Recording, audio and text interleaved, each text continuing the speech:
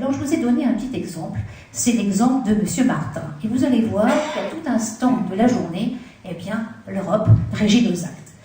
Alors je vais prendre ça, par exemple, M. Martin, il se lève le matin à 6h45. Et comme tous les matins, il commence sa journée, l'esprit tranquille, en prenant son petit déjeuner. Il savoure son verre de lait, son jus de fruits, ses confitures qu'il mange le matin. Et toutes ces denrées, elles répondent à des exigences européennes de qualité. 7h25, pendant que les tartines fument dans le grille-pain, eh bien, M. Martin écoute d'une oreille la météo à la radio.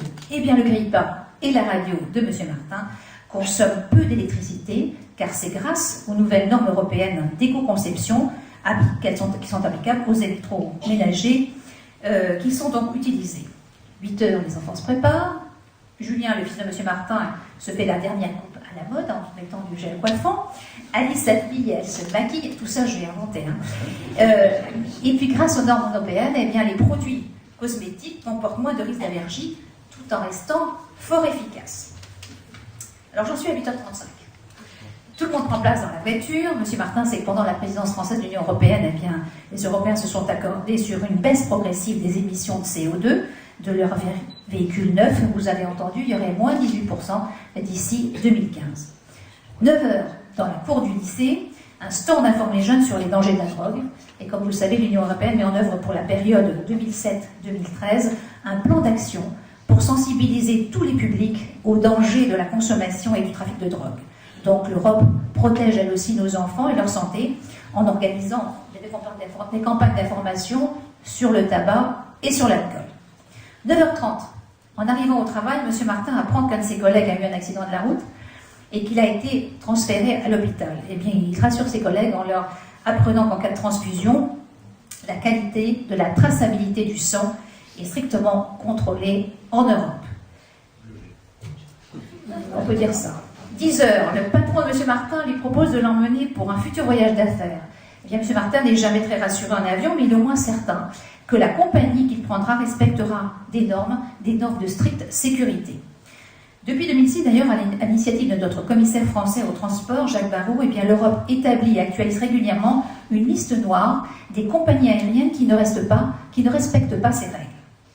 10h, le patron de M. Martin est rassuré lui aussi, car depuis une décision de la Cour de justice européenne de décembre 2008, il est sûr d'être indemnisé par la compagnie aérienne si son vol est annulé, pour des raisons techniques ou de mauvais temps.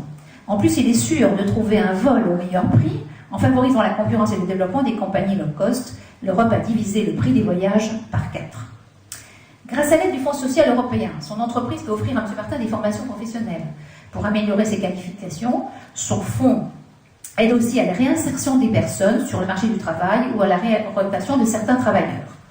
12h40, pendant sa pause, qui est un droit reconnu par tous les travailleurs en Europe, M. Martin en profite pour acheter son journal au kiosque. Et en parcourant les dernières nouvelles, il suit l'avancée de l'enquête sur un attentat déjoué dans un centre commercial et il apprend que les services de sécurité de tous les pays européens travaillent ensemble pour faire de notre continent un espace sûr pour ses concitoyens tout en respectant les libertés individuelles.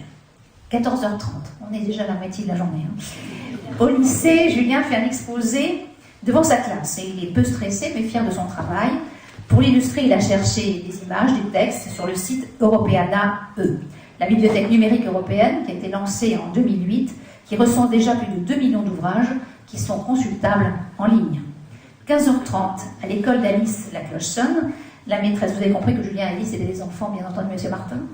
La maîtresse distribue en guise de goûter des produits laitiers, nous y venons, et pour que tous les enfants bénéficient d'une alimentation équilibrée, pour lutter contre l'obésité, l'Union européenne s'est accordée pendant la présidence française sur un programme de distribution hebdomadaire de fruits dans les écoles. Pendant la présidence française également de Nicolas Sarkozy, l'Europe s'est dotée d'un plan ambitieux pour que les États membres prennent davantage en considération les situations difficiles des patients qui souffrent de maladies orphelines. L'Europe qui protège, c'est aussi l'Europe qui s'occupe de chaque citoyen, quelle que soit sa situation. L'Europe lutte elle aussi contre les accidents de la route. Elle souhaite diviser par 2 le nombre de décès. À partir de 2011, tout nouveau véhicule neuf sera équipé d'un système automatique d'allumage des feux de croisement, d'ABS, de système de détection des distances, etc. D'ici quelques années, Donc on pourra utiliser un nouveau système européen qui remplacera le GPS. On m'a dit que c'était le système Galileo. 18h30, après ses devoirs, Alice s'amuse dans le salon avec ses jouets sous le regard attentif de sa maman. Madame Martin peut finir de préparer le dîner tranquillement. Elle sait que le jouet de sa fille répond à des exigences strictes de sécurité. Je vais vous raconter là une anecdote, puisque ma tante est allée il y a quelques jours au 4 temps chez Toys R Us, et pour sa petite fille, elle a acheté une poupée. Une poupée qui était assez jolie, une poupée qui parle, etc. Et la petite a dit, eh ben, tiens, on va la déshabiller. Et qu'elle ne vit pas la surprise, c'est que la poupée s'est mise à enfler d'une façon inconsidérée. Donc ils ont laissé la poupée dans la cuisine en se disant, elle va peut-être exploser. Et mon oncle, qui était très serein, dit, je suis sûre en fait que cette poupée, elle vient de Chine. Et bien c'était vrai. Et donc il a fallu essayer de recomprimer la poupée pour la faire rentrer dans un truc complètement dément. Et donc, comme quoi, les règles strictes de sécurité sont aussi importantes.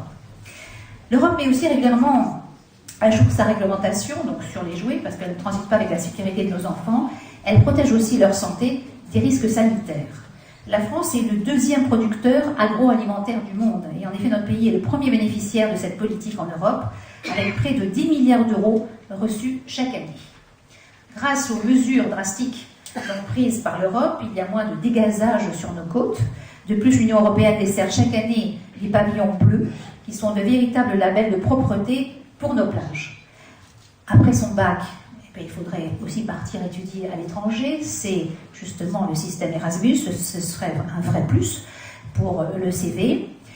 Pour les appels passés d'un pays membre à l'autre, eh bien, Eurotarif fixe une limite maximum pour les appels passés, 0,49 € hors TVA, et reçus 0,24 € hors TVA sur son mobile depuis un autre État membre de l'Union européenne. Et puis il y a un numéro, c'est le 112. Le 112 n'a plus besoin de retenir tous les différents numéros de détresse selon les pays. C'est un numéro qui est gratuit, qui est joignable depuis n'importe quel réseau en Europe.